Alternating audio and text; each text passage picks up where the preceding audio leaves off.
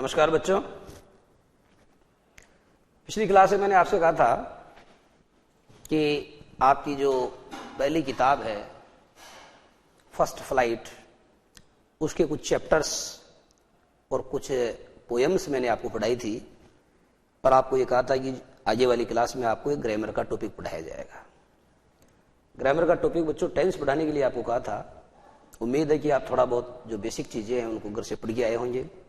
और यह भी बच्चा क्या है कि जब पहली क्लास से लेकर के 10th लेवल तक आता है तो टेंस की जो बेसिक बातें हैं वो उसको पता होती है। और कुछ विद्यालयों में जहां अध्यापकों की व्यवस्था नहीं है, तो ऐसे विद्यालयों में बच्चों के साथ में प्रॉब्लम हो सकती है। तो जो टेंस के जो बेसिक्स हैं बच्चों, वो शुरू से मैं आपको क्लियर करूंगा। और टॉपिक थोड़ा बड़ा है, 2-5-7 दिन का टाइम इसमें लगेगा, पर आप इतना समझ लीजिए। एक तो क्या है कि कुछ स्कूल से जब मैं टेंस का टॉपिक पढ़ाना स्टार्ट करता हूं तो कई जो टीचर्स सर का मेरे पास में फोन आता है कि सर ये जो है ये साधारण चीजें ये तो हमने पढ़ा दी है, तो कृपया मुझे फोन करके ये नहीं बताएं कि कौन सी चीजें साधारण है कौन सी असाधारण है। क्योंकि टॉपिक जब मेरे पास है तो मैं तो समष्टि को देख के चलता हूं, व्यष्टि को देख के नहीं चलता। मुझे नहीं पता कि आपके बच्चे का कौन सा टॉपिक क्लियर है कौन सा नहीं है। मैं चीजें बिल्कुल बेसिक से पढ़ा रहा हूं, शुरू से पढ़ा रहा हूं। और शुरू की 1, 2 या 3 क्लासेज में आपको ऐसा लगेगा कि ये सारी चीजें हमको आती है, बहुत जनरल चीजें हैं। लेकिन उसके बाद में आपको जो टेंस की टेक्निक है, और आप 10वीं कक्षा की बात करते हैं, इससे भी उच्च स्तरीय कॉम्पिटिटिव एग्जाम्स में जिस तरीके से सवाल पूछे जाते हैं वो सारी चीजें मैं आपको धीरे धीरे क्लियर करूंगा और एग्जाम की जो टेक्निक है उससे जोड़ूंगा। लेकिन स्टार्टिंग में जो मेरा लेक्चर होगा, स्टार्टिंग के अंदर जो मैं बातें करूंगा वो आपसे बच्चों बिल्कुल साधारण लेवल पर बातें करूंगा। इसलिए आप ये मत समझिए कि साहब ये चीज तो हमको आती है, आपको क्या आता है क्या नहीं आता है। आप यो समझो कि टॉपिक है और मेरी दृष्टि में आपको कुछ नहीं आता। ओके, टेंसेस लिखिए बच्चों। टेंस जो है बच्चों, इसको हिंदी में आप बोलते हैं काल। लिखते चलना, लिखने लायक बातें हैं। टेंसेस को हिंदी में काल कहा जाता है। And there are 3 tenses in English. 3 tense होते हैं मुख्य रूप से। 3 टेंसेस आर देयर। मुख्य रूप से कितने टेंस होते हैं? 3 टेंस होते हैं बच्चों। पहला टेंस देखना आप, ये है ए, प्रेजेंट टेंस। ए है प्रेजेंट टेंस। ओके। दूसरा लिखो बच्चों, पास्ट टेंस। ओके। तीसरा लिखो फ्यूचर टेंस। ओके। आप जानते हैं बच्चों प्रेजेंट टेंस जो है इसको हिंदी में आप बोलते हैं वर्तमान काल। प्रेजेंट टेंस को हिंदी में वर्तमान काल कहते हैं। ओके। पास्ट टेंस को बच्चों हिंदी में भूतकाल कहा जाता है। फ्यूचर टेंस को हिंदी में भविष्यत काल कहा जाता है। ये तो साधारण बातें हैं। प्रेजेंट टेंस की पहचान यह है बच्चों कि जिस वाक्य के अंत में आ जाए है, जिस वाक्य के अंत में आ जाए हैं, और जिस वाक्य के अंत में आ जाए हूं। समझ गए? हिंदी में जिस वाक्य के अंत में है, हैं या हूं का प्रयोग हो जाए, समझ लो कि वो वाक्य हमेशा अंग्रेजी के प्रेजेंट टेंस का वाक्य है या वो वर्तमान काल का वाक्य है। भूतकाल के वाक्य की खास बात होती है बच्चों, वाक्य के अंत में आता है था नहीं आता तो स्त्रीलिंग के लिए थी। और बच्चों अगर प्लूरल है, बहुवचन है तो थे। और फ्यूचर टेंस की पहचान होती है गा और गी स्त्रीलिंग के लिए। और अगर पुल्लिंग है बच्चों, अगर प्लूरल है, अगर बहुवचन है तो उसके लिए आएगा गे। उतार लें। टेंस को हिंदी में काल कहते हैं। टेंस 3 प्रकार के होते हैं। पहला प्रकार प्रेजेंट टेंस है जिसे हिंदी में वर्तमान काल कहते हैं। और वर्तमान काल के वाक्यों के अंत में हिंदी में आता है इफ सब्जेक्ट इज सिंगुलर। एक वचन कर्ता के साथ में बच्चों है आता है, और अगर कर्ता बहुवचन है तो है नहीं आता, बल्कि है के ऊपर एक बिंदी आती है जिसको आप अनुस्वार कहते हैं। हिंदी में अनुस्वार आता है। भारत मेरा देश है, कोई बिंदी नहीं है।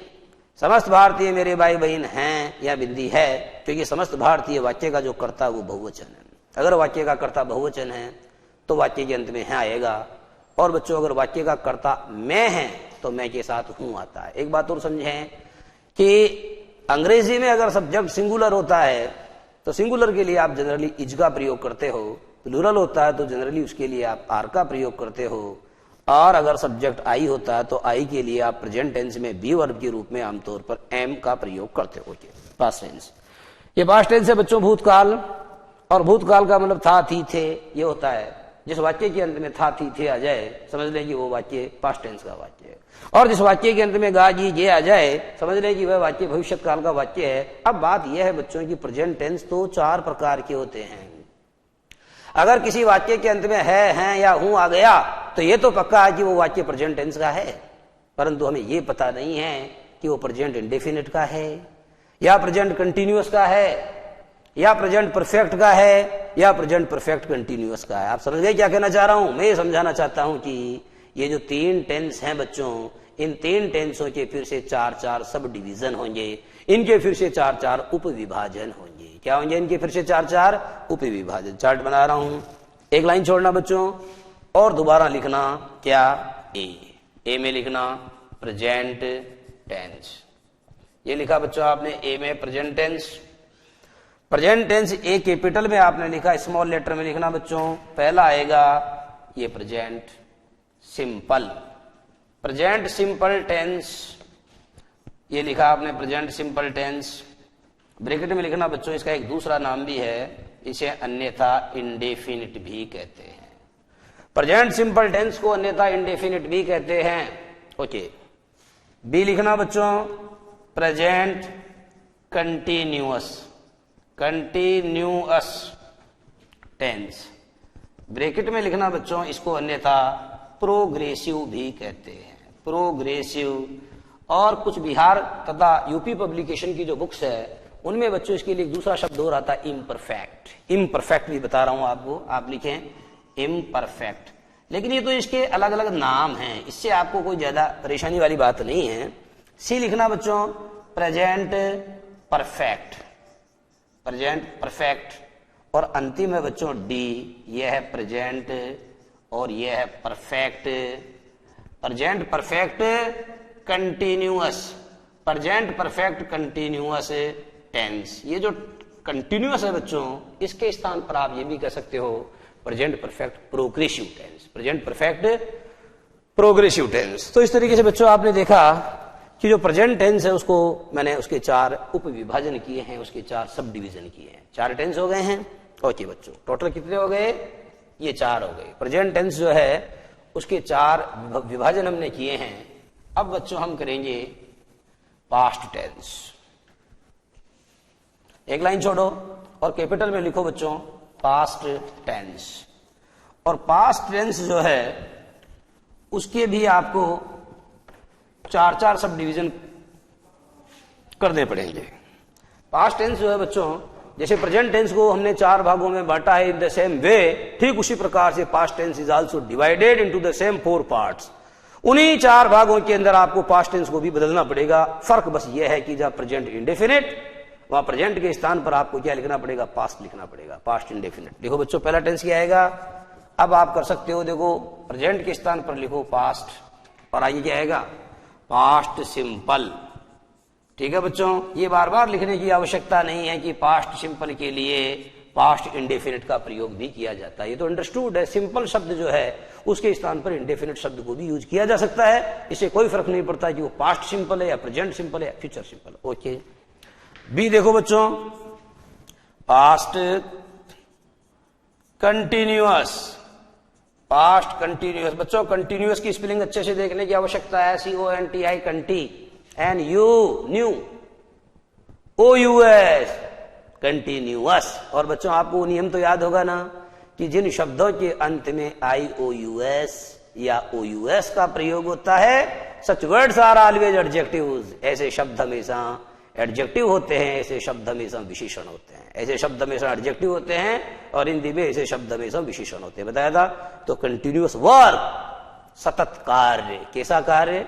सतत कार्य। ये कार्य के पहले आ रहा है तथा कार्य की विशेषता बता रहा है, इसलिए कंटिन्यूअस शब्द को क्या माना जाएगा? कंटिन्यूअस शब्द को बच्चों एडजेक्टिव माना जाएगा और हिंदी में इसको कहते हैं विशेषण, और इसका हिंदी अनुवाद होगा लगातार, निरंतर, अनवरत, है ना, या सतत, ऐसे बोलते हैं आप। ओके, तो मैंने कहा कि पास्ट कंटिन्यूअस टेंस ये दूसरा वाला प्रकार इसका हुआ है। तीसरा देखो पास्ट परफेक्ट। ये हो गया बच्चों past perfect tense. Very good. चौथा वाला भाग बच्चों बताइए क्या है आपके हिसाब से? आप बता सकते हैं कि पहला जब पास्ट सिंपल, दूसरा पास्ट कंटिन्यूअस, तीसरा पास्ट परफेक्ट, तो चौथा क्या होना चाहिए? प्रेजेंट परफेक्ट कंटिन्यूअस के हिसाब से प्रेजेंट को उठा दो, क्या बनेगा? वही बनेगा ना, पास्ट परफेक्ट कंटिन्यूअस। क्या बनेगा? पास्ट, और आगे देखो परफेक्ट, पास्ट परफेक्ट कंटिन्यूअस, यही तो बनेगा। ये बन गया है पास्ट परफेक्ट कंटिन्यूअस। ओके, तो आपने बच्चों क्या किया? आपने जो पास्ट टेंस है उसको भी 4 भागों में बांटा। How many parts are there? There are 8 parts now. अब आपके पास में 8 सब डिवीजन हो गए हैं, 8 उपभेद हो गए हैं, बचे 4, उन पर भी अपन चर्चा करते हैं। एक लाइन छोड़ो बच्चों, और कैपिटल लेटर में लिखो शी, और शी लिख के क्या लिखना पड़ेगा? फ्यूचर लिखो। कैपिटल लेटर में शी लिखो बच्चों, और शी लिख के आपको लिखना पड़ेगा क्या? एक लाइन छोड़ो, और कैपिटल लेटर में सी लिखो, और सी लिख के लिखो बच्चों कौन सा टेंस? Future tense. देखो ये लिख दिया है मैंने, फ्यूचर। ये हो गया है आपका फ्यूचर टेंस। उतारा आपने? Very good. फ्यूचर टेंस को बच्चों हिंदी में क्या बोलते हैं? फ्यूचर टेंस को हिंदी में भविष्यत काल कहते हैं। फ्यूचर टेंस को हिंदी में भविष्यत काल कहते हैं, तथा फ्यूचर टेंस की यही पहचान होती है कि अगर किसी वाक्य के अंत में हिंदी में गा आ रहा है, गी आ रहा है या गे आ रहा है, समझ गए? गा किसके लिए आता है? गा पुल्लिंग के लिए आता है, मस्कुलाइन जेंडर के लिए आता है। और स्त्रीलिंग के लिए क्या आता है? फेमिनाइन जेंडर के लिए गी आता है। और बहुवचन में से कोई फर्क नहीं पड़ता है कि something is, whether something is masculine gender और फेमिनाइन जेंडर और कॉमन जेंडर और न्यूट्रल जेंडर। समझ गए? मैं ये कहना चाहता हूं कि इससे कोई फर्क नहीं पड़ता कि किसी चीज का लिंग स्त्रीलिंग है, पुल्लिंग है, वो एक वचन है या वो बहुवचन है, इससे कोई फर्क नहीं पड़ता। आपको उसके लिए किसका प्रयोग करना चाहिए? बहुवचन में हमेशा क्या आता है? गे का प्रयोग होता है। गा गी गे, समझ में आ गया है? ओके, तो बच्चों पहला पार्ट देखते हैं अपन। इसका पहला पार्ट बताइए। फ्यूचर आप कर सकते हैं future simple, future simple tense, ये पहला वाला इसका उपभेद है, सब डिवीजन है। दूसरा कर सकते हैं बच्चों आप फ्यूचर कॉन्टिन्यूअस, ये लिखे बच्चों फ्यूचर कंटिन्यूअस टेंस। ये हो गया है बच्चों इसका दूसरा वाला सब डिवीजन, ये हो गया इसका दूसरा वाला सब डिवीजन। एंड नाउ, और अब हमको लिखना है, हमको जानना है इसका तीसरा वाला पार्ट। बताइए इसका तीसरा वाला पार्ट क्या होगा? इसका तीसरा वाला पार्ट होगा बच्चों future perfect, future perfect tense. Okay, और चौथा और अंतिम पार्ट है बच्चों फ्यूचर परफेक्ट और कंटिन्यूअस टेंस। तो आपने बच्चों ये जाना कि टोटल टेंस 4 आपके पास में हो गए हैं। 4 ये हो गए हैं, 4 इससे पहले भी है, 4 उससे पहले भी है। ओके, अगर आपने उतार लिया है तो बहुत अच्छी बात है, और नहीं उतारा है तो मैं आपको 1 मिनट का टाइम देता हूं, आप उतार सकते हैं। उतारें आपसे।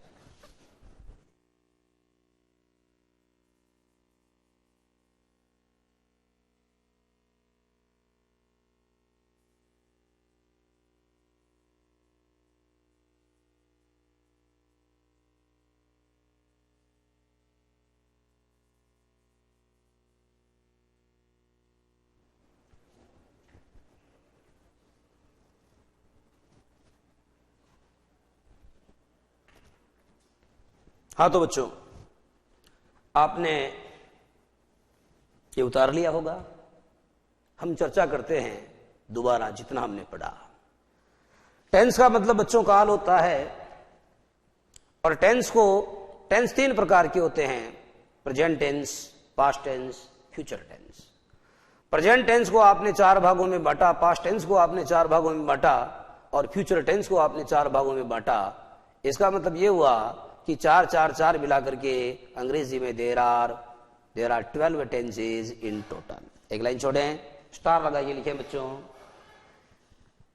देर are 12 tenses in English in total. इसका मतलब ये हुआ अंग्रेजी में कुल 12 टेंस होते हैं। अंग्रेजी में कुल कितने टेंस होते हैं? अंग्रेजी में कुल 12 टेंस होते हैं। ठीक है बच्चों? अंग्रेजी में कुल 12 टेंस होते हैं। ओके, एक एक टेंस में चर्चा करूंगा आपसे। अब एक लाइन छोड़ना और नंबर 1 डाल के क्या लिखोगे? प्रेजेंट सिंपल टेंस लिखो। और प्रेजेंट सिंपल टेंस भी आपको लिखने की आवश्यकता नहीं है, पहले मैं आपको सब चीजें एक उदाहरण से क्लियर करूंगा बच्चों, आप वो भी मत लिखो। आप तो सिर्फ ऐसा करो, एक एग्जाम्पल बोल रहा हूं हिंदी में। सोफिया एक पत्र लिखती है, सभी लोग लिखे, मैंने जो बोला उसको हिंदी में लिखे बच्चों। सोफिया एक पत्र लिखती है। सोफिया एक पत्र लिखती है, अगर आप लोगों ने लिखा है बच्चों तो एक सेंटेंस तो आपने ये लिख लिया है।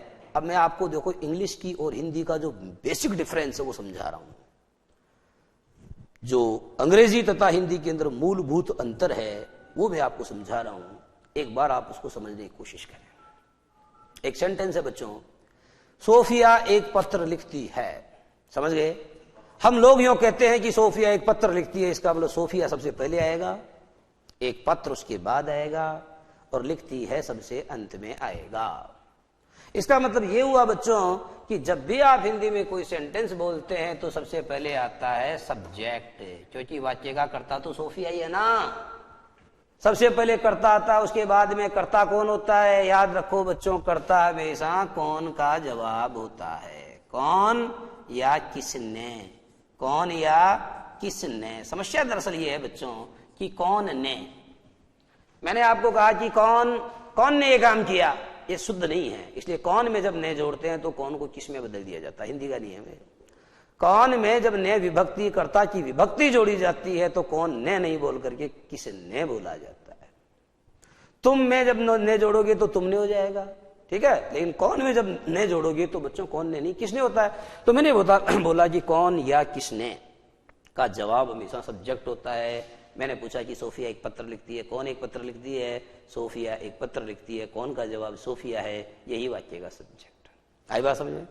तो बच्चों सब्जेक्ट कौन होता है? सब्जेक्ट वह होता है जो कौन या किसने का जवाब होता है। सब्जेक्ट का स्थान जनरली कहां होता है? सब्जेक्ट जो है बच्चों उसका स्थान आमतौर पर वाक्य के शुरू में होता है।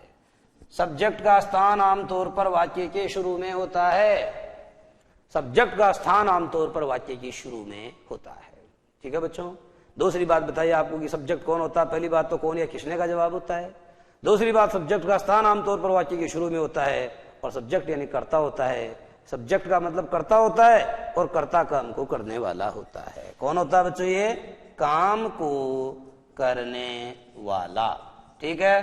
कर्ता हमेशा काम को करने वाला होता है। वैसे आप जानते हो कि सब्जेक्ट का मतलब क्या होता है? सब्जेक्ट यानी विषय। जैसे अंग्रेजी एक बहुत इंटरेस्टिंग सब्जेक्ट है, English is a very interesting subject, mathematics is a very difficult subject, science is a very boring subject. समझ में आ रही है क्या कह रहा हूं मैं ये समझाना चाहता हूं कि अंग्रेजी बड़ा रोचक विषय है, बड़ा दिलचस्प विषय है, क्योंकि इसमें साहित्य है, इसमें लिटरेचर है, इसमें ज्ञान विज्ञान बहुत सारी बातें हैं, है ना। ओके, तो देखो बच्चों आपने देखा सब्जेक्ट यानी विषय होता है। दूसरा मीनिंग सब्जेक्ट का मतलब होता है बच्चों प्रजा। जैसे मैंने कहा कि Ashoka the great was a very kind king. Ashok महान एक बड़े दयालु राजा थे, and he always looked after very well, he always looked after his subjects very well. और वो हमेशा अपनी प्रजा का बहुत अच्छे से ध्यान रखते थे। वो हमेशा अपनी प्रजा का बहुत अच्छे से ध्यान रखते थे। सब्जेक्ट माने विषय होता है, सब्जेक्ट माने प्रजा होता है, और अंतिम सब्जेक्ट का मतलब क्या होता है बच्चों? सब्जेक्ट यानी कर्ता होता है। और सब्जेक्ट का एक मतलब और बताता हूं। सब्जेक्ट का एक मतलब होता है बच्चों उद्देश्य। उद्देश्य बच्चों दरअसल कर्ता को ही कहा जाता है। एक परीक्षा में सवाल पूछा गया था कि सचिन ने छक्के लगाए और पूछा गया कि इसमें उद्देश्य बताओ। उद्देश्य क्या होता है? उद्देश्य बच्चों सब्जेक्ट ही तो होता है। Subject and predicate are the basic two parts of a sentence. एक वाक्य जो होता है उसको साधारणतः हम दो भागों में बांटते हैं। एक सब्जेक्ट होता है जिसको आप हिंदी में उद्देश्य कहते हैं, एक विधेय होता है प्रेडिकेट। प्रेडिकेट को हिंदी में विधेय कहते हैं। उद्देश्य माने कर्ता होता है, और कर्ता को छोड़ करके या कर्ता के बारे में जो विधान किया जाता है वो विधेय कहलाता है। कर्ता को छोड़ करके उस सेंटेंस का बाकी सारा पार्ट क्या कहलाता है? उस सेंटेंस का जो बाकी सारा पार्ट होता है बच्चों वह अंग्रेजी में प्रेडिकेट और हिंदी में विधेय कहलाता है। बाकी बात करने के लिए बच्चों हम 2 मिनट का ब्रेक लेंगे। ओके।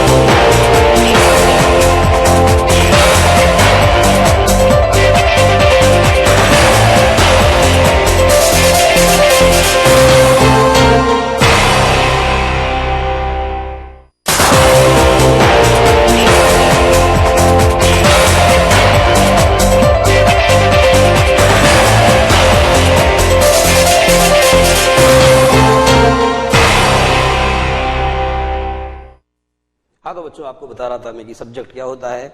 आप जानते हो कि एक सेंटेंस जो होता है बच्चों, उसके जनरली दो पार्ट होते हैं।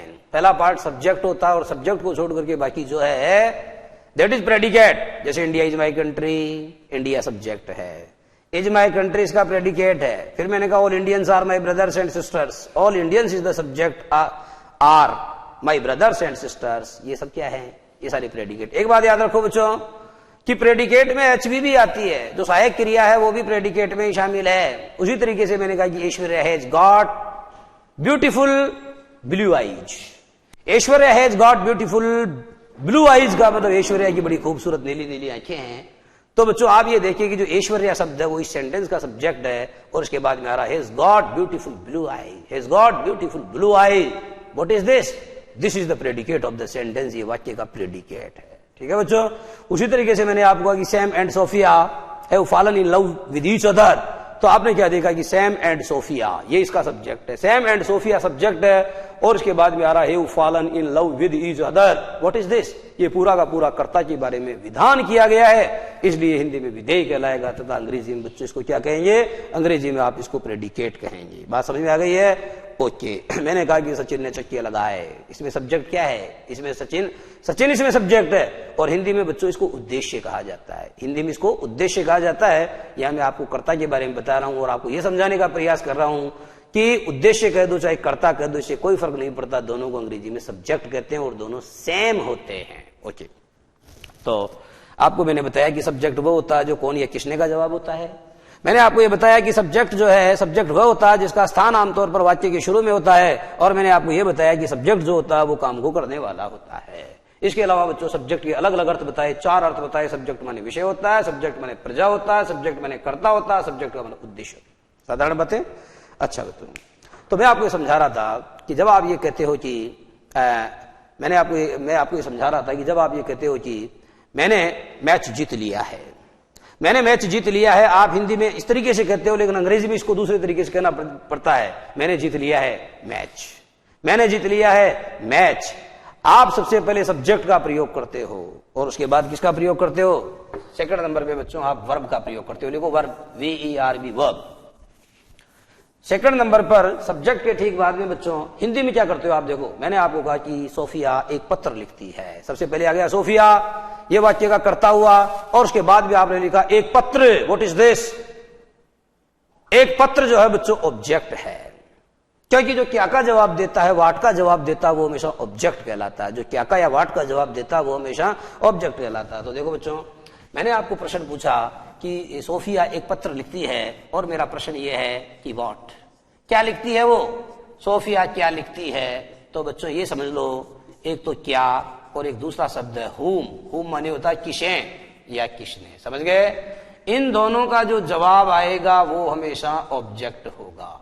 इन दोनों का जो जवाब आएगा बच्चों वो हमेशा क्या होगा, ऑब्जेक्ट होगा। समझ में आ गई है? ये बात भी समझ लें कि ऑब्जेक्ट हमेशा, ऑब्जेक्ट कितने प्रकार के होते हैं बच्चों? ऑब्जेक्ट 2 प्रकार के होते हैं। एक होता है डायरेक्ट ऑब्जेक्ट, दूसरा होता है indirect object. 2 types of objects are there. Object 2 प्रकार के होते हैं, एक डायरेक्ट ऑब्जेक्ट होता है, एक इनडायरेक्ट ऑब्जेक्ट होता है। यहां काम की बात समझना आप क्या है। 2 types of objects are there, 2 प्रकार के ऑब्जेक्ट्स होते हैं। हिंदी में आप कहते हो को प्रत्यक्ष कर्म, दूसरे को कहते हो अप्रत्यक्ष कर्म। ठीक है। अच्छा बच्चों, ऑब्जेक्ट क्या होता है? ऑब्जेक्ट बच्चों हमेशा क्या या किसे का जवाब होता है। ऑब्जेक्ट हमेशा क्या या किसे का जवाब होता है। जो बच्चों क्या का जवाब होता है वो हमेशा निर्जीव होता है। बात को समझना, जो क्या का जवाब होता है वो हमेशा निर्जीव होता है और इसीलिए वो डायरेक्ट ऑब्जेक्ट कहलाता है। और जो किसे का जवाब होता है बच्चों वो हमेशा सजीव होता है और उसको आप अंग्रेजी में इनडायरेक्ट ऑब्जेक्ट कहते हो। जो किसे का जवाब होता है, जो सजीव होता है, वो हमेशा इनडायरेक्ट ऑब्जेक्ट कहलाता है और जो बच्चों क्या का जवाब होता है वो हमेशा निर्जीव होता है तथा वह अंग्रेजी में डायरेक्ट ऑब्जेक्ट और हिंदी में प्रत्यक्ष कर्म कहलाता है। एक बात और समझे, अगर किसी सेंटेंस में एक साथ 2 ऑब्जेक्ट दिए हुए हैं तो एक डायरेक्ट होगा तथा दूसरा इनडायरेक्ट होगा। परंतु बच्चों अगर किसी सेंटेंस में केवल एक ही ऑब्जेक्ट दिया हुआ है, बहुत काम की बात है, अगर किसी सेंटेंस में केवल एक ही ऑब्जेक्ट दिया हुआ है तो इससे कोई फर्क नहीं पड़ता कि वो सजीव है या निर्जीव है। वो तो बच्चों हमेशा ही कौन सा ऑब्जेक्ट होगा, वो हमेशा केवल एक ही ऑब्जेक्ट दिया हुआ है वह हमेशा डायरेक्ट ऑब्जेक्ट होगा। जैसे आई टीच यू, ध्यान से सुनना, आई बच्चों सब्जेक्ट है, टीच इसमें वर्ब है, ये सब्जेक्ट है, ये वर्ब है और ये इसमें ऑब्जेक्ट है। अब आप ये कहोगे सर कि यू जो ऑब्जेक्ट तो है, परंतु ये किसका जवाब है? ये तो किसे का जवाब है। मैं किसे अंग्रेजी पढ़ाता हूं, मैं तुम्हें अंग्रेजी पढ़ाता हूं, किसे का जवाब है। दूसरी बात, जब ये किसे का जवाब है तो यू तो सजीव है, तो सजीव है तो इसको इनडायरेक्ट ऑब्जेक्ट होना चाहिए, परंतु बच्चों इनडायरेक्ट ऑब्जेक्ट नहीं है, ये डायरेक्ट ऑब्जेक्ट है। मैं कहना ये चाहता हूं कि डायरेक्ट या इनडायरेक्ट ऑब्जेक्ट होने का सवाल तो तब पैदा होता है जब किसी सेंटेंस में एकाधिक ऑब्जेक्ट एक साथ हो।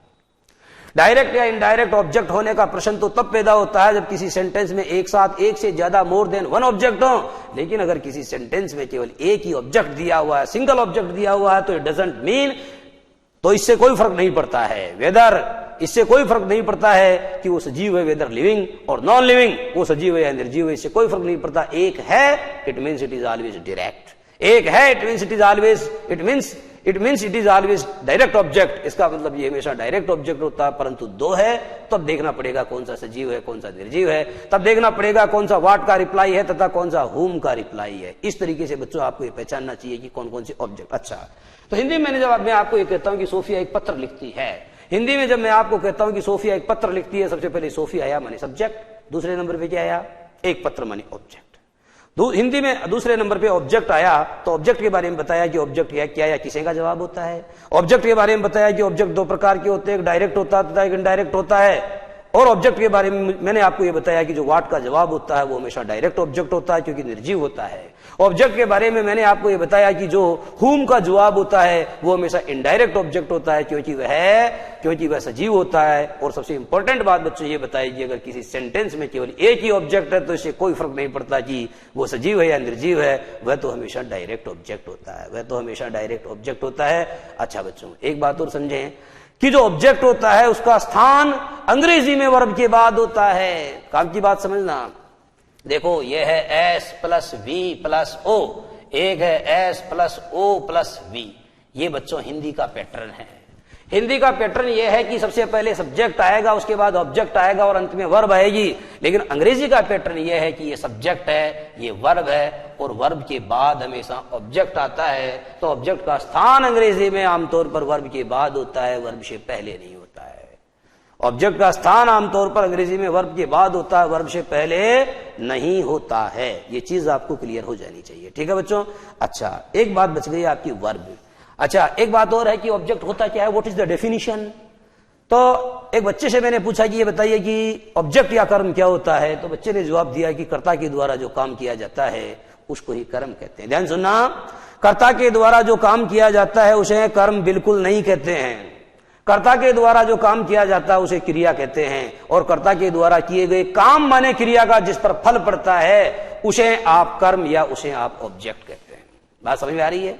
कर्ता के द्वारा जो काम किया जाता है उसको कर्म कभी नहीं कहते, कर्ता के द्वारा जो काम किया जाता है उसे तो क्रिया कहते हैं। मगर कर्ता के द्वारा किए गए काम अर्थात क्रिया का जिस पर फल पड़ता है that is known as object, और उसको आप हिंदी में कर्म कहते हैं। समझ में आ गई है? ये इसकी परिभाषा है। और आगे वाली बात समझाता हूं बच्चों। आगे है वर्ब, लिखें आप वर्ब। मैंने कहा कि जो सोफिया एक पत्र लिखती है, इस वाक्य में बच्चों आपने ये देखा कि लिखना क्रिया का प्रयोग वाक्य के अंत में हुआ है। सोफिया एक पत्र लिखती है, इस वाक्य में बच्चों आपने देखा कि लिखना क्रिया का प्रयोग वाक्य के अंत में होता है। इसका मतलब यह हुआ कि हिंदी का पैटर्न यह है कि हिंदी में वर्ब का प्रयोग हमेशा वाक्यांत में होता है।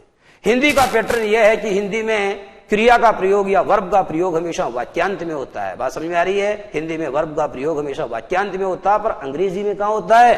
अंग्रेजी में सब्जेक्ट तथा ऑब्जेक्ट के बीच में होता है, या यूं कहो कि सब्जेक्ट के ठीक बाद होता है। अंग्रेजी में क्या होता है कि जो वर्ब है उसका प्रयोग सब्जेक्ट के ठीक बाद होता है। अंग्रेजी में वर्ब का प्रयोग हमेशा सब्जेक्ट के ठीक बाद होता है। लिखना बच्चों क्या है वर्ब? यह है वर्ब। वर्ब यानी होती है बच्चों क्रिया। हिंदी में क्या बोलते हैं उसको? क्रिया। क्रिया क्या होती है? मैंने पहले ही कहा कि कर्ता के द्वारा जो काम किया जाता है उसे क्रिया कहते हैं। एक परिभाषा यूं कहते हैं कि वह शब्द जिसके द्वारा किसी कार्य का करना या होना पाया जाए उसे क्रिया कहते हैं। वह शब्द जिसके द्वारा किसी कार्य का करना या होना पाया जाए उसे क्रिया कहते हैं। और क्रिया की सबसे बड़ी खास बात यह है बच्चों कि जो क्रिया है वह हिंदी में तो वाक्य के अंत में आती है, परंतु अंग्रेजी में कर्ता के ठीक बाद आती है। और क्रिया की एक खास बात यह है कि जब भी आप किसी क्रिया का हिंदी में अनुवाद करते हो तो क्रिया के मूल शब्द के अंत में बच्चों हमेशा क्या आता है? हमेशा ना आता है। किसके अंत में? क्रिया के मूल शब्द के अंत में हमेशा ना आता है। जैसे नाच ना, उठ ना, पढ़ ना, चल ना, नहा ना। ठीक है, आपने देखा ये जो क्रिया होती है उसके मूल शब्द के अंत में हमेशा ना आता है। पर एक खास बात और बताएं कि जब भी आप किसी क्रिया के मूल शब्द का प्रयोग किसी वाक्य में करते हो तो बच्चों वो ना हट जाता है और उसका प्रयोग फिर वाक्य के अनुसार होता है, वाक्य के काल के अनुसार उसमें विकार पैदा होते हैं, परिवर्तन पैदा होते हैं। कैसे? मैंने आपको कहा कि सोफिया एक पत्र लिखना है, ध्यान सुनो, मैंने कहा कि सोफिया एक पत्र लिखना है, नहीं, क्या बोला आपने? ना को काट के आपने कर दिया लिखती है। और अगर सोफिया की जगह सैम होता तो आप बोलते सैम एक पत्र लिखती है, नहीं, सैम एक पत्र लिखता है। उसी तरीके से मैंने कहा कि सोफिया और सैम दोनों मिलकर एक पत्र लिखती है, नहीं, लिखता है, नहीं, लिखते हैं। बात समझ में आ रही है? तो लिखना क्रिया तो लिखना ही है, पर जब आप इसका वाक्य में प्रयोग करते हो तो नाट जाता है बच्चों, ना का प्रयोग नहीं होता। मैं तो सिर्फ ये समझाना चाहता हूं कि क्रिया का जो मूल शब्द है, क्रिया का जो मूल रूप है, original form of the verb माने क्रिया का जो मूल रूप है, उसके अंत में जनरली हिंदी में ना आता ही। साधारण बातें आपको समझाई गई है। ठीक है बच्चों? ओके, हमारा सेंटेंस क्या था? हमारा सेंटेंस था बच्चों सोफिया एक पत्र लिखती है। मैं इसका इंग्लिश में ट्रांसलेशन आपको समझाता हूं, देखना। सेंटेंस लिखो, लिखना, सोफिया, ठीक है, राइट, एस भी जुड़ेगा ना, क्योंकि आपको समझाया था कि सिंगुलर सब्जेक्ट जो होता है बच्चों, सिंगुलर सब्जेक्ट वो वर्ब भी सिंगुलर लेता है। और सिंगुलर वर्ब बच्चों वह होती है जो आमतौर पर अपने अंत में एस लेकर के आती है। साधारण सिंगुलर वर्ब या एक वचन क्रिया वह होती है जो साधारणतः अपने अंत में एस लेकर के आती है। आपका सेंटेंस बन गया Sophia writes a letter. Sophia writes a letter समझ में आ गया है? यानी सोफिया लिखती है एक पत्र। हम हिंदी में कहते हैं कि सोफिया एक पत्र लिखती है, अंग्रेजी में कहना पड़ेगा सोफिया लिखती है एक पत्र। उसी तरीके से मैंने कहा कि मैं एक अध्यापक हूं, हिंदी में कहा कि मैं एक अध्यापक हूं, अंग्रेजी में कहना पड़ेगा मैं हूं एक अध्यापक, मैं हूं एक अध्यापक। उसी तरीके से मैं आपको अंग्रेजी पढ़ाता हूं, मैं आपको अंग्रेजी पढ़ाता हूं, ये तो हिंदी है, अंग्रेजी में कहना पड़ेगा मैं पढ़ाता हूं आपको अंग्रेजी, मैं पढ़ाता हूं आपको अंग्रेजी। ये अंतर है बच्चों, ये बोलने के तरीके का अंतर है, ये बेसिक डिफरेंस है हिंदी और अंग्रेजी के अंदर। सेंटेंस पैटर्न जो बनाया जाता है, सेंटेंस स्ट्रक्चर जो बनाया जाता है, उसका बेसिक डिफरेंस है। ये मूलभूत बात है, फंडामेंटल थिंग है, and this is to be understood very well. और इस बात को बहुत अच्छे से समझने की आवश्यकता है। आगे देखना, आप लिखा आपने कि सोफिया राइट्स ए लेटर, पहला सेंटेंस, ठीक है बच्चों। दूसरा सेंटेंस लिखेंगे आप, सोफिया, लिखो, Sophia is writing a letter. देखो बच्चों, पहला सेंटेंस जो है इसका हिंदी अनुवाद क्या होगा? सोफिया राइट्स ए लेटर, मानी सोफिया एक पत्र लिखती है, प्रेजेंट सिंपल टेंस। दूसरा मैंने बोला कि Sophia is writing a letter, is writing a letter काम लगातार हो रहा है, इसका मतलब प्रेजेंट कंटिन्यूअस टेंस, सोफिया पत्र लिख रही है। पहले मैंने बोला सोफिया पत्र लिखती है, अब मैं कह रहा हूं कि सोफिया पत्र लिख रही है। अब ध्यान सुनो बच्चों, मैंने एक नहीं बोला है, सोफिया पत्र लिखती है। हिंदी में मैं एक बोलूं या नहीं बोलूं इससे कोई फर्क नहीं पड़ता, परंतु अंग्रेजी में सिंगुलर काउंटेबल नाउन के पहले ए या एन का प्रयोग नियमानुसार होगा। जैसे मैंने आपको कहा कि मुझे किताब दे दो, गिव मी बुक, नहीं है, गिव मी बुक, ये इसका अनुवाद नहीं होगा, इसका सही अनुवाद होगा गिव मी ए बुक। मैं समझाना चाहता हूं कि ऐसा सिंगुलर नाउन जो काउंटेबल है, जिसका प्रयोग पहली बार हुआ है, तथा जो किसी विशेष व्यक्ति या वस्तु की ओर संकेत नहीं कर रहा है, तथा जो किसी विशेष व्यक्ति या वस्तु की ओर संकेत नहीं कर रहा है, उसके पहले बच्चों हर सूरत में आपको नियमानुसार ए या एन का प्रयोग करना पड़ेगा। हिंदी में चाहे एक आ रहा है या नहीं आ रहा है, इससे कोई फर्क नहीं पड़ता। मैंने कहा भारत देश है, इंडिया, मैंने कहा भारत देश है, बात को समझना, मैंने कहा भारत देश है, ठीक है, मैंने कहा भारत देश है, इंग्लिश बनेगी इंडिया इज ए कंट्री। ये तो लगाना पड़ेगा। किससे मैंने पूछा, ठीक है, तुम्हारे पिताजी क्या हैं, तुम्हारे पिताजी क्या हैं? उसने कहा कि my father is a farmer, मेरे पिताजी किसान हैं। एक किसान कहने की जरूरत नहीं है, क्योंकि जब पिताजी हैं तो एक ही हैं, और एक है तो एक ही किसान होंगे, वो दो किसान हो भी नहीं सकते हैं, ठीक है। इसलिए हिंदी में ये कहना बिल्कुल ठीक नहीं है कि मेरे पिताजी एक किसान है। यूं कहिए कि मेरे पिताजी किसान हैं, मेरे पिताजी किसान है। पर जब इंग्लिश बनाते हैं बच्चों, तो आपको क्या करना पड़ता है, सिंगुलर काउंटेबल नाउन के पहले आपको नियम अनुसार ए या एन का प्रयोग करना पड़ता है। परंतु यह कहना बिल्कुल ठीक नहीं है कि मेरे पिताजी एक किसान है। समझ में आ रहा है? एक कहना इसलिए अनावश्यक होगा क्योंकि सबको पता है कि आपके पिताजी है तो एक ही होंगे। ओके, आगे समझाएं। तो Sophia is writing a letter, तीसरा सेंटेंस लिखेंगे बच्चों आप, Sophia has written, Sophia has written a letter का मतलब हुआ कि सोफिया एक पत्र लिख चुकी है। पहले आपने लिखा बच्चों राइट्स, फिर आपने लिखा इज राइटिंग, सोफिया एक पत्र लिखती है। इसका अनुवाद होगा कि Sophia is writing a letter, Sophia एक पत्र लिख रही है, ये प्रेजेंट कंटिन्यूअस है। और तीसरा Sophia is written a letter, यानी सोफिया एक पत्र लिख चुकी है। Sophia has written a letter का मतलब सोफिया एक पत्र लिख चुकी है, काम पूरा हो गया है। और जब काम पूरा हो गया तो कौन सा टेंस है बच्चों, जब काम पूरा हो गया है तो प्रेजेंट परफेक्ट टेंस है। आगे वाला देखना, Sophia has written, sorry Sophia has written नहीं आएगा, सोफिया हैज बीन राइटिंग करना पड़ेगा। देखो बच्चों, Sophia has been writing a letter, Sophia has been writing a letter for half an hour. Sophia आधे घंटे से एक पत्र लिख रही है। Sophia has been writing a letter for half an hour, Sophia आधे घंटे से एक पत्र लिख रही है। यहां बच्चों आपने देखा हैज बीन का प्रयोग किया, आपने देखा वर्ब की फर्स्ट फॉर्म में आईएनजी का प्रयोग किया, आपने देखा सिंस या फॉर का प्रयोग किया, और आगे आ रहा हाफ एन आवर। इसका मतलब होता है कि सिंस या फॉर के बाद में समय या अवधि आ रही है। इसका मतलब ये हुआ कि सिंस या फॉर के बाद में समय या अवधि चार टेंस हो गए हैं। ये प्रेजेंट इंडेफिनिट है, ये प्रेजेंट कंटिन्यूअस है, ये प्रेजेंट परफेक्ट है, और ये प्रेजेंट परफेक्ट कंटिन्यूअस टेंस। आप चिंता मत करो, मैं एक एक चीजें आपको विस्तार से समझाऊंगा, अभी आपको मैं केवल एग्जाम्पल दे रहा हूं। ओके बच्चों, तो इस तरीके से आपने ये जाना कि आपका ये जो प्रेजेंट वाला मामला है, प्रेजेंट टेंस वाला, इसके चार भाग मैंने आपको बताए। अब बच्चों आपको जो पास्ट इंडेफिनिट टेंस है उसमें इसको बदलना है। एक लाइन छोड़ो, और जैसे मैंने कहा कि सोफिया ने एक पत्र लिखा, या फिर मैंने ये कह दिया कि सोफिया एक पत्र लिखती थी, सोफिया एक पत्र लिखती थी या सोफिया ने पत्र लिखा, दोनों का ट्रांसलेशन अंग्रेजी में एक ही होगा। उसी तरीके से जैसे मैंने आपको कहा कि मैंने एक पत्र लिखा है, मैंने अपना काम कर लिया है, या मैं अपना काम कर चुका हूं, दोनों का अनुवाद एक ही होगा, present perfect. I have completed my work, इसका मतलब मैं अपना काम पूरा कर चुका हूं। इसका अनुवाद यह भी हो सकता है कि मैंने अपना काम पूरा कर लिया है। दोनों अनुवाद एक ही हैं, और अंग्रेजी में दोनों का ट्रांसलेशन एक जैसा होगा। बात समझ में आ रही है? ओके, तो आप देखना बच्चों, सोफिया रॉट सेकंड फॉर्म है, यह अंग्रेजी का इकलौता टेंस है, इकलौता ओनली टेंस ऑफ इंग्लिश जिसके अंदर वर्ब की सेकंड फॉर्म का प्रयोग किया जाता है, और वो भी केवल अफर्मेटिव सेंटेंसेस में।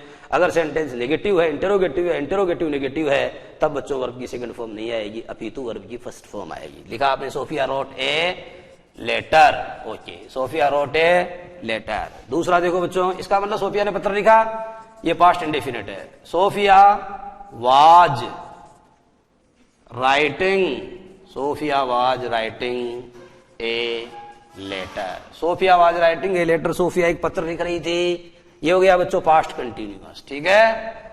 आगे वाला देखो बच्चों, सोफिया, ये है पास्ट, कौन सा टेंस चलेगा, past perfect. Sophia had written, Sophia had written a letter, Sophia had written a letter. और अंतिम क्या है बच्चों, कुछ नहीं है, ये जो हैज बीन है ना, इसके स्थान पर करना पड़ेगा Sophia had been writing a letter for half an hour. इस तरीके से बच्चों आपने ये जाना कि आपका ये वाला टेंस भी खत्म हो गया है। कौन सा वाला टेंस खत्म हो गया है, past indefinite tense, sorry past indefinite, past continuous, past perfect और पास्ट परफेक्ट कंटिन्यूअस। अच्छा बच्चों, अब कौन सा भाग बच गया, अब बच गया फ्यूचर वाला। मैं आपको जबानी समझाता हूं। सबसे पहले आप देखो, ये घर से लिख के लाना, Sophia will write a letter, सोफिया पत्र लिखेगी। Sophia will be writing a letter, देखो सबसे पहले क्या आएगा, विल, पहले वाले में Sophia will write a letter, फिर आएगा Sophia will be writing a letter, फिर आएगा Sophia will have written a letter, और उसके बाद में आएगा बच्चों क्या, इसके बाद वर्ब की फर्स्ट फॉर्म, इसके बाद वर्ब की फर्स्ट फॉर्म प्लस आईएनजी, और इसके बाद क्या जाएगा वर्ब की थर्ड फॉर्म, और अंत में आएगा Sophia will have been, Sophia will have been. ठीक है बच्चों, writing a letter for half an hour. इस तरीके से जो बचा हुआ पार्ट है उसको आप घर से करके लाना। और बच्चों टेंस के ऊपर जो बची हुई बात है उसकी चर्चा मैं आपसे अगली क्लास में करूंगा। नमस्कार बच्चों।